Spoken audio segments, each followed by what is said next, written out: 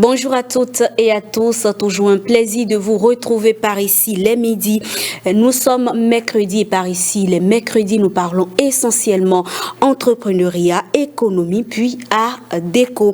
Dans J'ai testé pour vous de ce jour, on s'intéresse à un métier assez spécial et intéressant. Gardez votre position pour en savoir davantage. Alors, on s'installe avec ceci.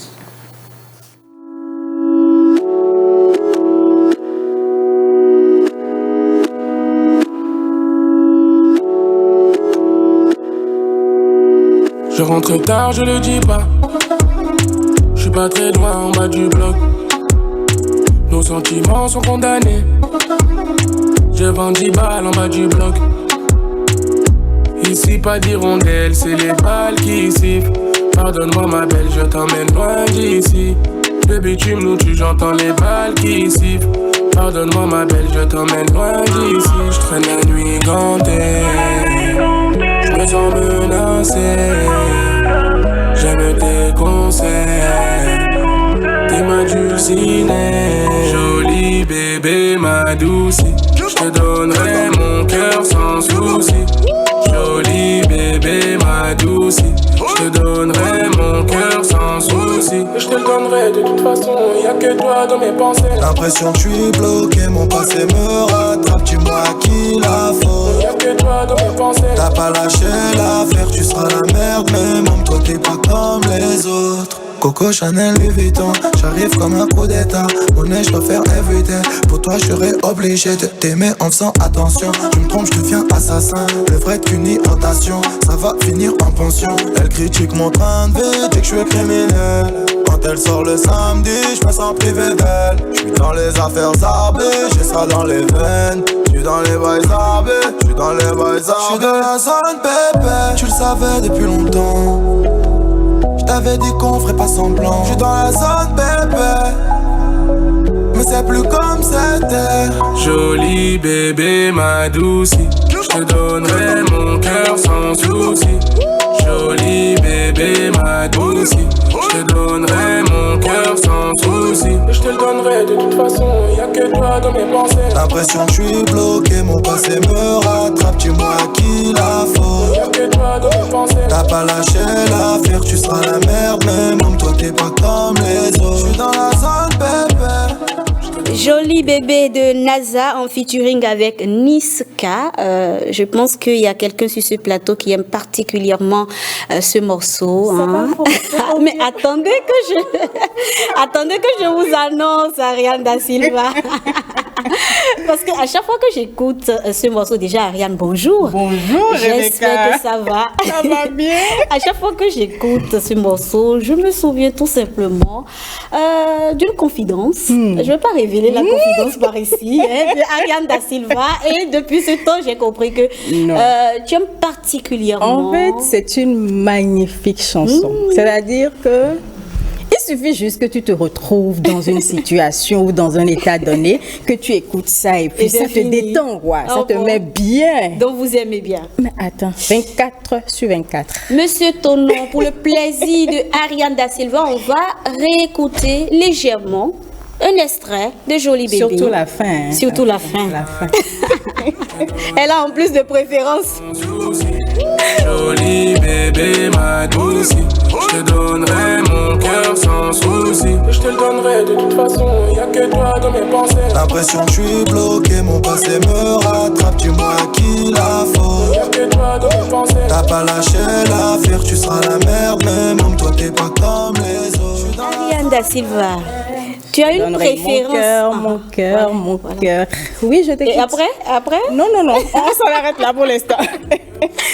Ariane Da Silva, alors en face de toi, Makoso Alavo, qu'on ne présente plus par ici. Makoso Alavo, Joli Bébé de NASA, est-ce que ça vous dit quelque chose? Ou venez de découvrir? Non, je connaissais bien quand même la chanson. Okay. Bonjour madame, bonjour téléspectateurs de l'ORTB. Je connaissais la chanson. Et qu'est-ce que ça vous dit? Ariane dit qu'à chaque fois qu'elle écoute, ça l'adoucit tout simplement. Elle devient réellement Joli Bébé, quoi, comme on le dit. Bon, je pense que c'est également une chanson qui nous permet à nous, voilà, de bercer notre épouse. Voilà. Tu vois? Vous l'avez bercé cette année combien de fois? Le bilan, on est à l'heure du bilan, n'est-ce pas? Je pense qu'on va pas faire ça sur le plateau ce matin. Bilan 2023. Alors, Ariane Da Silva, on s'intéresse ce midi à l'échec en entreprise. On va certainement en profiter pour donner quelques conseils aux entrepreneurs, n'est-ce pas? C'est sûr. On installe donc référence.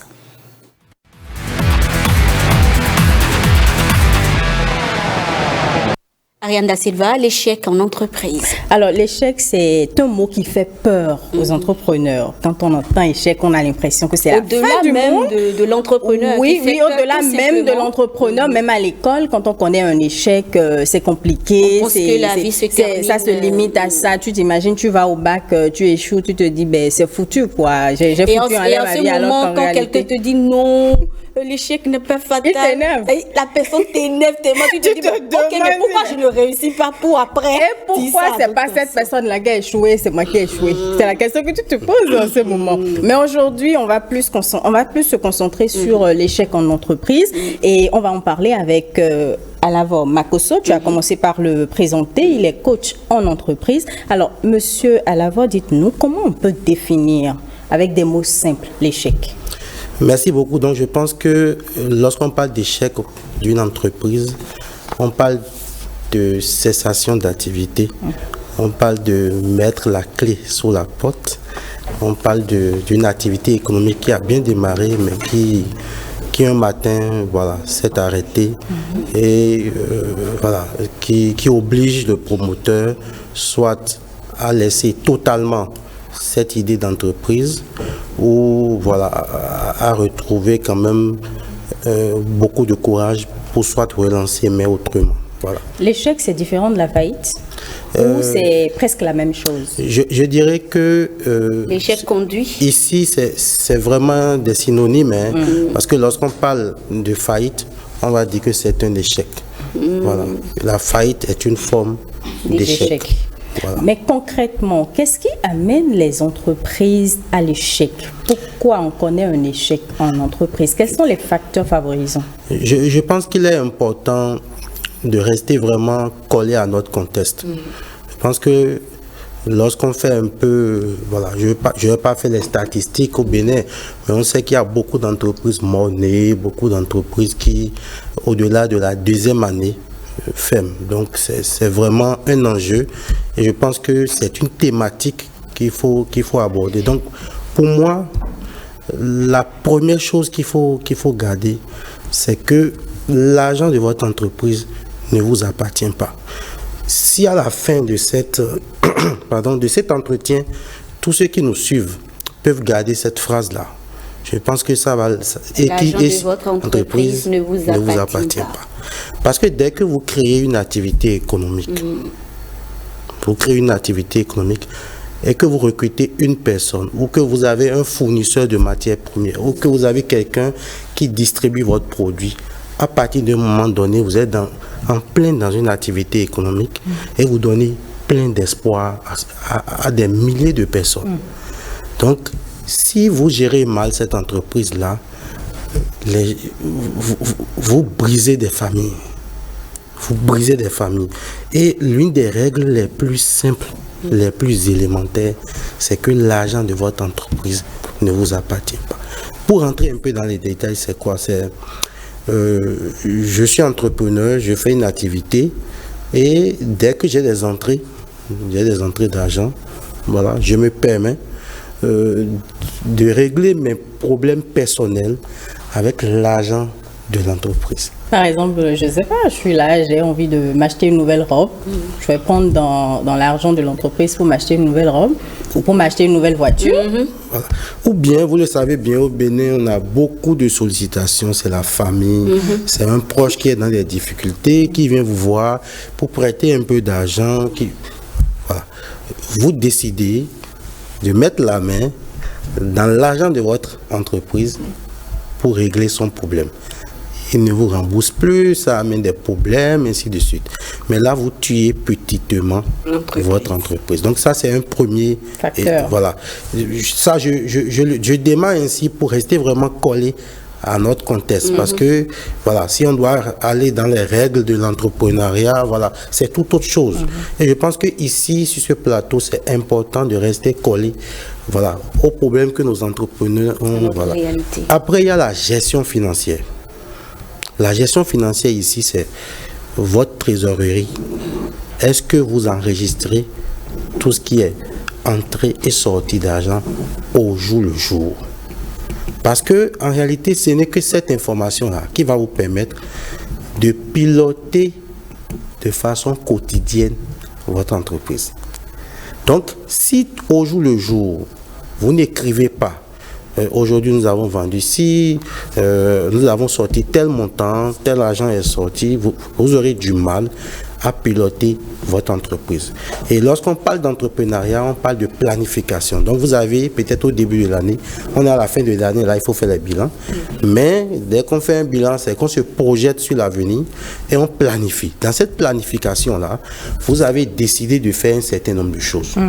Mais planifier est différent de la gestion ou du pilotage quotidien de votre entreprise.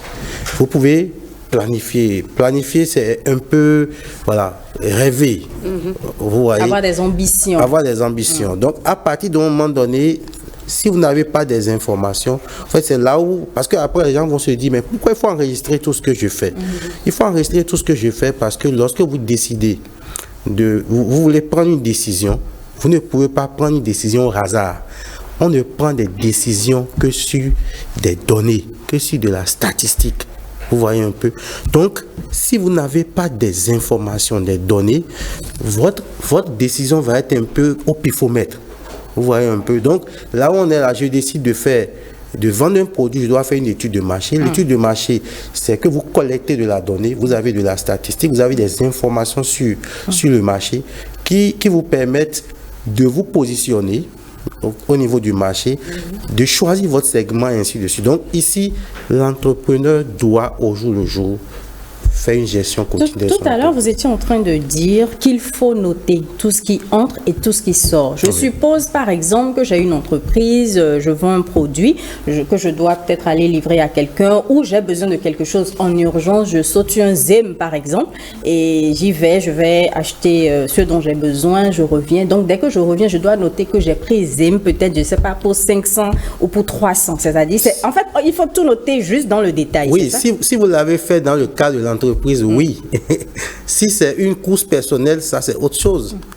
Vous voyez un peu la nuance. Mais si c'est pour l'entreprise, c'est que je note. Voilà. Maintenant, je suis d'accord que, bon, on va continuer. Lorsqu'on est en train de parler de noter tout, un petit exemple. OK. Vous vendez un produit. Et à chaque fois que quelqu'un vous appelle, vous courez pour aller livrer le produit. Si vous notez réellement tout ce que vous prenez comme transport, à la fin de l'année, vous allez vous rendre compte qu'en réalité, peut-être que ce n'est pas rentable. Et l'année qui va suivre, puisque voilà, nous on est dans ça, on est dans le coaching, à partir de vos données, on va vous dire, voilà, si quelqu'un vous appelle, vous allez lui dire, madame ou monsieur, si vous ne prenez pas plus de 5 exemplaires de mon produit, je ne pourrai plus vous livrer. Si je dois vous livrer moins de 5, ça va être à votre charge. Mais ce n'est que ces données-là qui vous permettent, ça c'est un exemple clair que beaucoup d'entrepreneurs ont.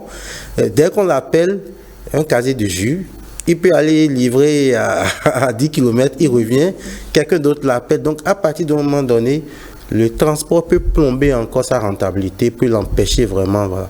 Mais est-ce qu'il a noté pour savoir à peu près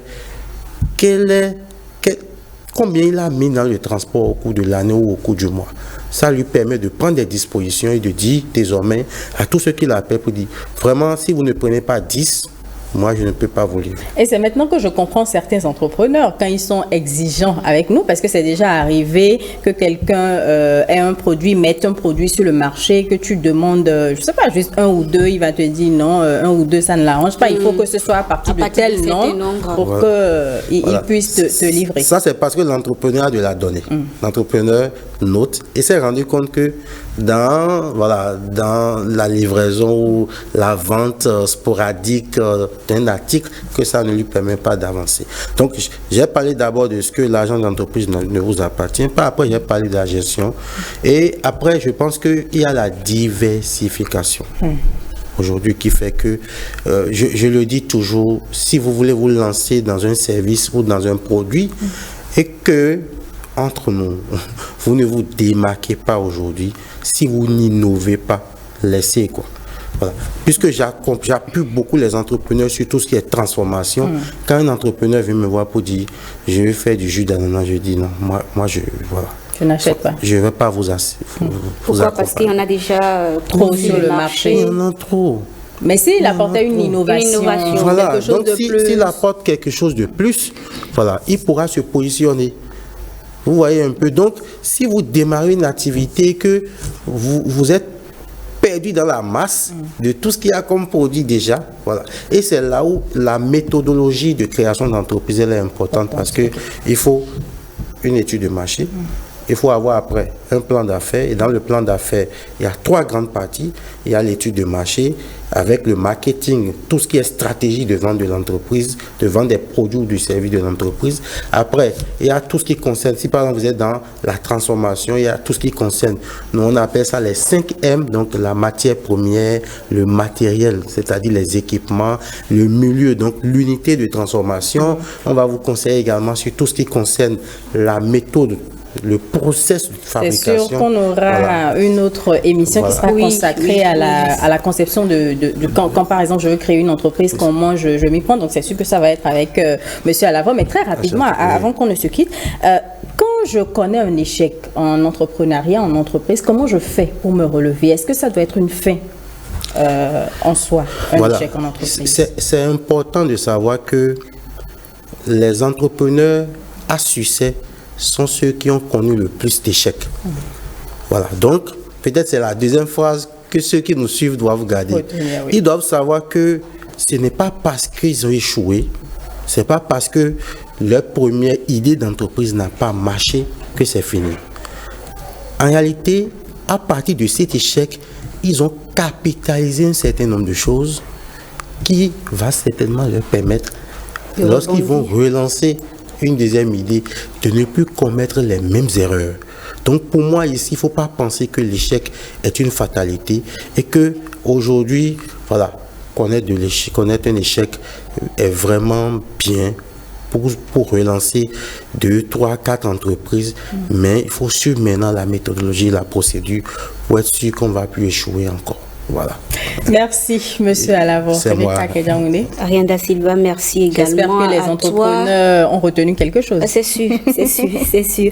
Alors, la gestion financière, on en parlait la dernière fois sur ce plateau. Il y a quelques semaines. On retient donc que c'est très important comment gérer ses finances au sein de son entreprise.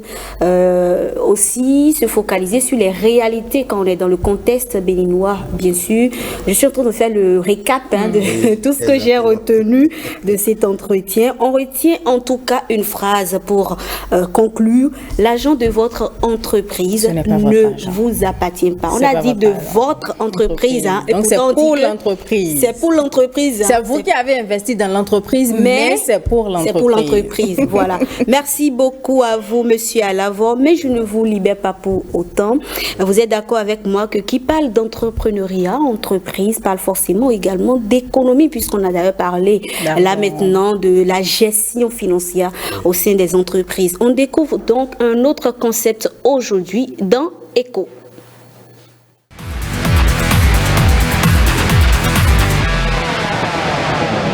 Ariane Da Silva, la croissance inclusive, que doit-on retenir? Alors, ce que nous devons retenir est à suivre dans l'élément que je vous propose de regarder. De croissance inclusive, il y a 2 dimensions qu'il faut incorporer pour dire comment cette croissance-là inclut, pour utiliser le mot qui est dans inclusive, les acteurs qui sont concernés. Parce que quand vous rentrez dans une économie, on divise les acteurs de l'économie en 2 grands groupes. Il y a ceux qu'on considère comme les pauvres et ceux qui ne sont pas considérés comme pauvres. Bon, on dit les non-pauvres. parce qu'on ne dit pas les riches, parce que la notion de richesse incorpore d'autres aspects qu'on ne prend pas en compte ici, parce qu'il faut déterminer un seuil normatif pour déterminer qui est pauvre et qui n'est pas pauvre. Et quand on est pauvre, ça ne veut pas dire nécessairement qu'on est riche dans le terme où on entend. Et lorsque une économie croît, il y a deux aspects qu'il faut noter. Il faut voir si cette croissance-là est pro-pauvre, c'est-à-dire est-ce que la part qui revient aux pauvres, ou le revenu des pauvres, ou bien les consommations des pauvres croissent au fur et à mesure qu'il y a croissance économique. Dans ce cas, on dit que la croissance économique est pro-pauvre. Deuxième aspect qu'on voit aussi, c'est de voir si il y a croissance au niveau des pauvres, de leurs revenus ou de leur consommation. Est-ce que la croissance qu'on a à ce niveau est supérieure à la croissance qu'on a au niveau des plus aisés, de ceux qui ne sont pas pauvres? Et dans ce cas, lorsqu'on est dans ce cas où la croissance de la consommation ou du revenu des pauvres, ou le revenu des pauvres ou leur consommation croissent plus vite que ceux des plus aisés ou des non-pauvres, on dit que cette croissance-là permet aussi de réduire les inégalités. En gros, on appelle croissance inclusive une croissance qui est à la fois pro-pauvre et qui réduit les inégalités entre les pauvres et les non-pauvres. Et voilà, la croissance inclusive, on en sait désormais un peu plus. Déjà, quand on parle de l'inclusion, c'est pour parler de toutes les couches de la société, tout le monde est pris en compte. Alors, Mako Swalavo, vous avez quelque chose à ajouter par rapport à cette définition de l'inclusion? Je pense que le professeur a quand même été assez clair. Je pense que il faut juste reconnaître que, quelle que soit l'activité économique que nous menons, qu'il est important de réduire tout ce qui est disparité et de travailler à ce que tout le monde s'élève économiquement, afin que, d'un point de vue social, tout le monde s'y retrouve. Voilà, tout le monde s'y retrouve. Je pense que c'est important que tout ce que nous faisons désormais comme activité économique aille dans ce sens-là. Voilà. D'accord, merci beaucoup. Ariane Da Silva, quelque chose à ajouter? Non, je pense qu'on a dit l'essentiel. La croissance inclusive, c'est que tout le monde est pris en compte pour contribuer en fait à la croissance économique de notre pays. Personne n'est laissé de côté. Donc voilà. Merci. Et je pense qu'on est dans cette dynamique maintenant. Avec tout ce que le gouvernement fait aujourd'hui, je pense qu'on est dans cette dynamique. C'est important de le reconnaître. Si vous le dites. Ariane Da Silva, merci à toi. Mako Swalavo, merci. On vous retrouve, j'espère, la prochaine fois pour d'autres thématiques par ici. Merci. Bel après-midi à vous. Aussi. Merci beaucoup. À votre suite, on installe Gloria Oni dans J'ai testé pour vous.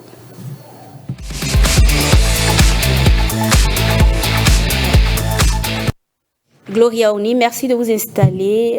Premier siège, s'il vous plaît. Je me suis bien installée. Il n'y a pas de souci, revenez. Premier siège, j'espère que vous allez bien, Gloria Oni. Je vais bien. Bonjour aux amis téléspectateurs, bonjour à tous. Les amis téléspectateurs vous permettent de vous installer. Vous êtes bien installés là? Oui, mais le siège est un peu trop bas. C'est pas confortable pour vous? C'est pas du tout confortable. Oh là là, on dirait... Moi, je remarque, je suis écrasée en fait. Elle annonce déjà les couleurs de Noël, c'est ça que moi je vois. Ah oui, sinon moi je pensais à la Saint-Valentin déjà. Bon, comme la période, c'est plus Noël, on va dire Noël pour l'instant. Je ne saute pas les classes, c'est d'abord Noël et ensuite la Saint-Valentin. D'accord, merci beaucoup. Gloria, j'espère que vous allez bien. Je vais super bien. On teste quoi ce midi? Alors, je suis allée dans l'entreprise de quelqu'un, je l'appelle ainsi parce que c'est ça qui permet à la personne de joindre les deux bouts. C'est son boulot, c'est son travail. Je suis allée voir un meunier, j'ai écrasé du maïs et plein d'autres choses. Je vous propose de suivre. De Corda Monac, voulez-vous faire écraser vos céréales? Vous avez déjà la bonne adresse. Passez à la télévision nationale, je le ferai avec grand plaisir. Mais ne l'oubliez surtout pas, c'est contre une bonne rémunération. Bonsoir. Rémunération, vous avez gagné combien? Non, je demande aux gens qui ont envie de faire écraser leurs céréales de me faire appel, tout simplement. D'accord. Alors, comment était l'expérience sur le terrain, Gloria? Bon, je dirais que c'est une expérience comme toute autre. Et c'est quelqu'un qui est en train de se battre pour s'en sortir. Mais je ne lui souhaite pas de rester à ce niveau-là, parce que dans la vie, quand vous travaillez, il faut chercher à évoluer. À évoluer, il faut qu'il reste serein, constant, et surtout chercher à pas s'améliorer dans ce domaine-là, peut-être créer ses entreprises, évoluer dans la vie, comme on le dit. Parce que là, moi, j'ai trouvé que c'est un peu pénible, pas trop, mais un peu pénible. Rester là, assis, travailler, faire ce jeu de main-là, du matin jusqu'au soir, et gagner peut-être 1000 francs, 1500 francs CFA. Ça ne nous permet pas de vivre, mais ça nous permet de survivre. Et je ne lui souhaite pas de survivre, je lui souhaite de vivre. D'accord.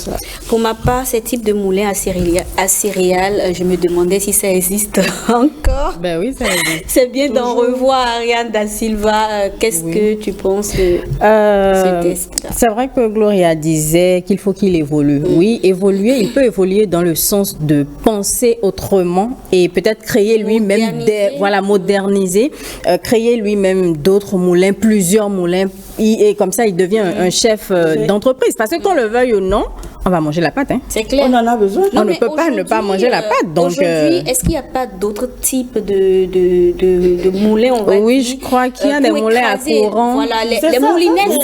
C'est la même chose? C'est à courant. Ah, d'accord, ok. Oui, ça c'est à courant. J'ai cru que c'était le... Donc, je parlais surtout des moulinettes là, qu'on a chez nous, qui écrasent à sec. Moulinettes pour écraser les céréales, le maïs, ça va vous prendre du temps.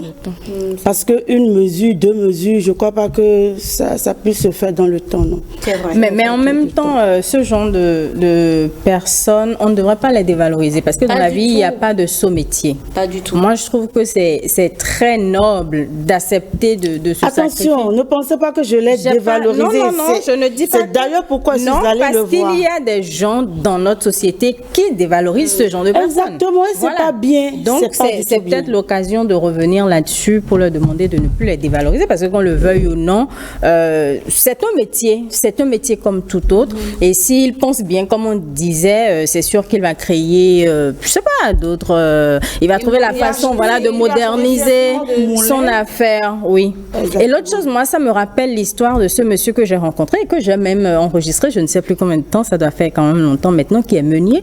Mais je vous dis, il a fait les ressources humaines.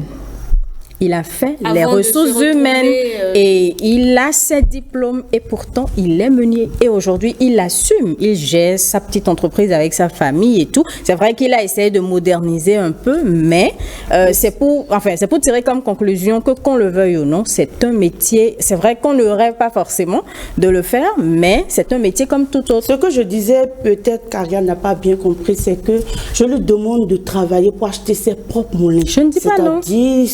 Qu'il soit lui-même. Je suis d'accord. Parce que là, il travaille pour quelqu'un. Je suis d'accord. Je comprends. Mais en fait, je ne parlais pas de Gloria, je parlais du commun, Voilà. C'est juste ça. Ok, je vais profiter pour lui faire un coucou. Il s'appelle Fayon Bruno et son assistant, il a encore un assistant, hein. Son assistant s'appelle Laradé Antoine. Voilà, l'assistant du menu. Merci beaucoup de nous avoir reçus chez vous. Coucou à vous donc, du courage quand même à ces hommes et femmes. C'est vrai qu'au Bénin, je ne sais pas si on a de femmes qui exercent ce type d'activité. Ouais, je vois toujours des hommes. Il y en a. Oui. Et le menu dont je parlais tout à l'heure, je pense même qu'il se fait aider par sa femme. Épouse, oui. Du courage à eux. Franchement, il n'y a pas de sous métier. Et de toutes les manières, ceux qui sont riches, c'est pas les salariés. Non. C'est les entrepreneurs. Si Alain Momako souhaitait ici, je suis sûre qu'il allait. C'est mon nom, tu appelles. C'est pas les Ariades. Gloria, merci à vous. On vous retrouve dans quelques jours pour d'autres tests. Mais en attendant, vous restez sur place. J'ai l'impression que vous êtes pressés de vous en aller. Mais désolé, on va accueillir ensemble Jennifer Sativi et son invité dans Art Déco.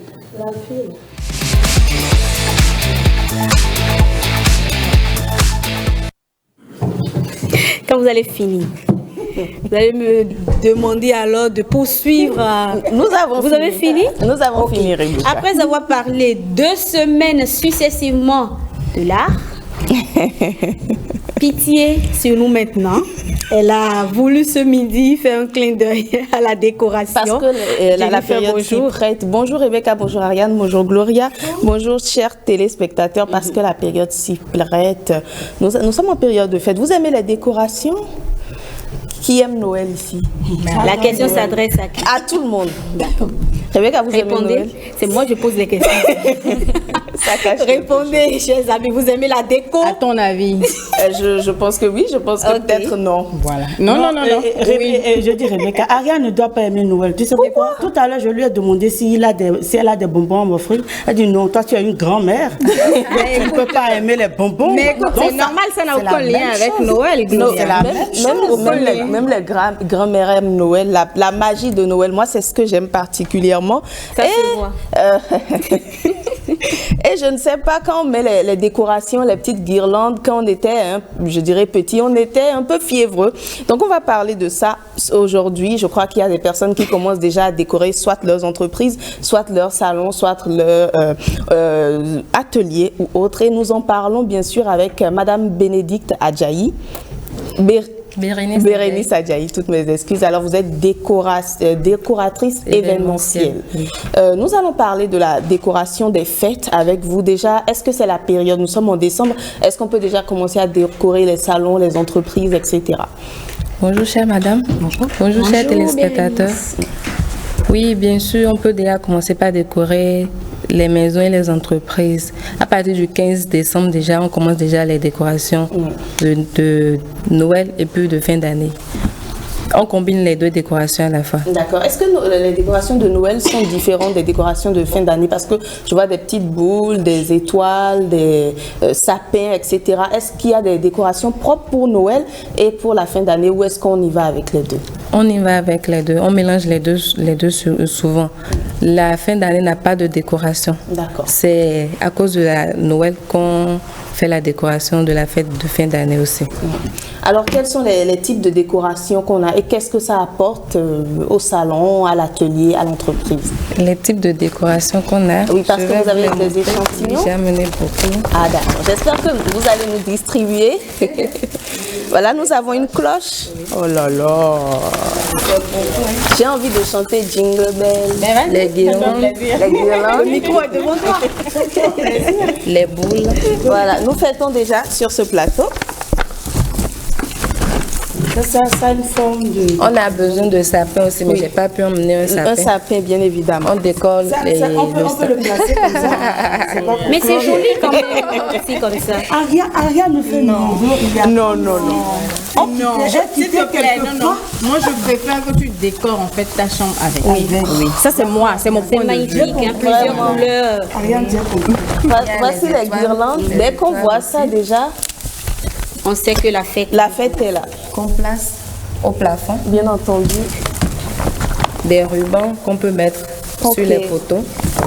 Elles sont quand même assez variées, toutes ces décorations. C'est trop. On choisit juste selon le goût de chaque maison. Bien sûr. Il y a les guirlandes lumineuses aussi. Oh, bien entendu, qu'on allume et qui font... Il y a des petits boules aussi. Il y a trop de décorations. Alors, comment on place chacun? Déjà, qu'est-ce que ça apporte, toutes ces décorations-là, dans les salons, dans les chambres, dans les entreprises? Ça apporte plus de lumière. Ça nous plonge dans la magie de Noël, ça c'est sûr. Oui, c'est sûr. Ça crée une atmosphère chaleureuse. D'accord. Ça favorise un sentiment de joie et ça renforce le lien social parce qu'on le fait ensemble. Pas seulement on le fait ensemble, surtout dans les maisons. Dans les maisons, on le fait souvent avec les enfants. Exactement. Et vous avez parlé du sapin que vous n'avez pas apporté. Oui. Justement, on se rend compte que tout le monde se retrouve pour décorer le sapin. Comment on décore déjà le sapin, peut-être? Le sapin, tout d'abord, on place les boules, les petits boules là. Les grands boules d'abord. D'accord. Les petits boules. Après, voilà, nous avons des cadeaux. Vous pouvez les ouvrir ou c'est pas possible? Oui, je peux. Oui. Je sais qu'on place, je sais que j'en vois sur des sapins. On met des ficelles. D'accord. Des ficelles et on croche ça. D'accord. Voilà. Si on avait on allait le faire en direct. Il y a les étoiles aussi. Bien sûr. Peut mettre. Et il y a une étoile au sommet souvent. Oui, surtout on met. C'est ça? Non, c'est pas ça. Ça c'est juste pour décorer. D'accord. On met c'est grand. Ce qu'on met au sommet c'est grand. Et pour coller les trucs là, on doit avoir ça.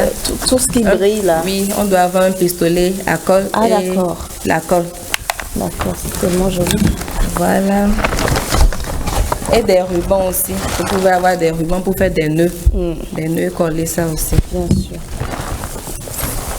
Quand on achète tout ça, est-ce qu'on peut le faire soi-même à la maison? Oui, c'est très simple, on peut le faire soi-même à la maison. Pas forcément besoin de faire appel à un spécialiste. Non, c'est très facile. Et surtout, comme vous le disiez, ça renforce les liens en famille, etc.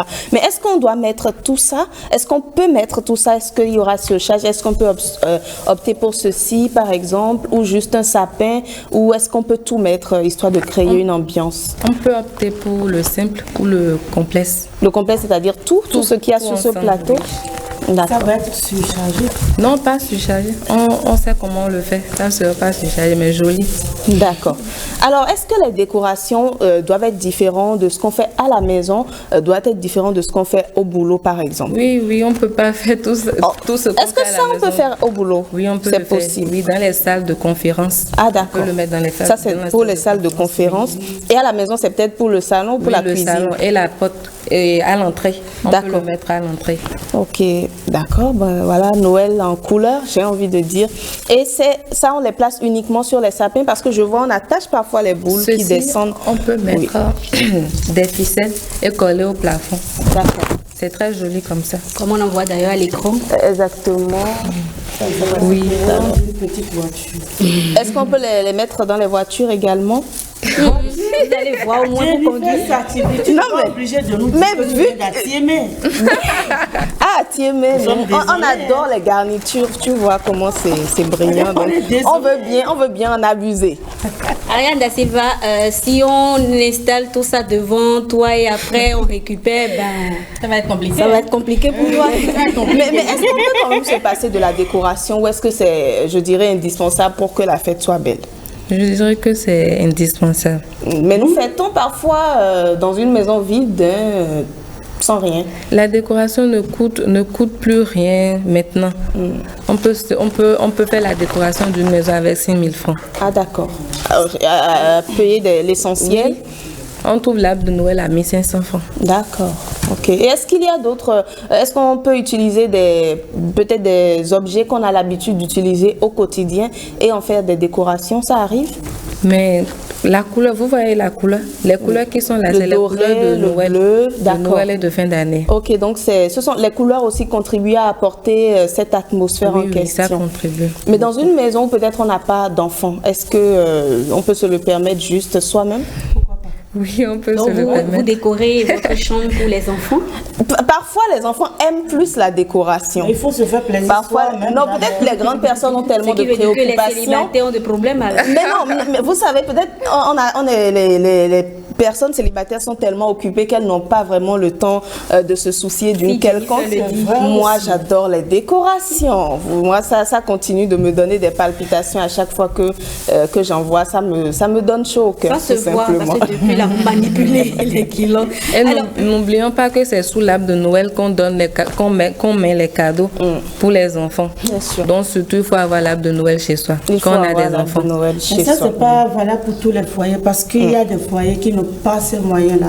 Même si vous dites que c'est à 5 000 francs, il y en a qui pensent maintenant à comment fêter, comment avoir 5 000, 10 000 francs pour acheter un repas. Plaisir, vous voyez?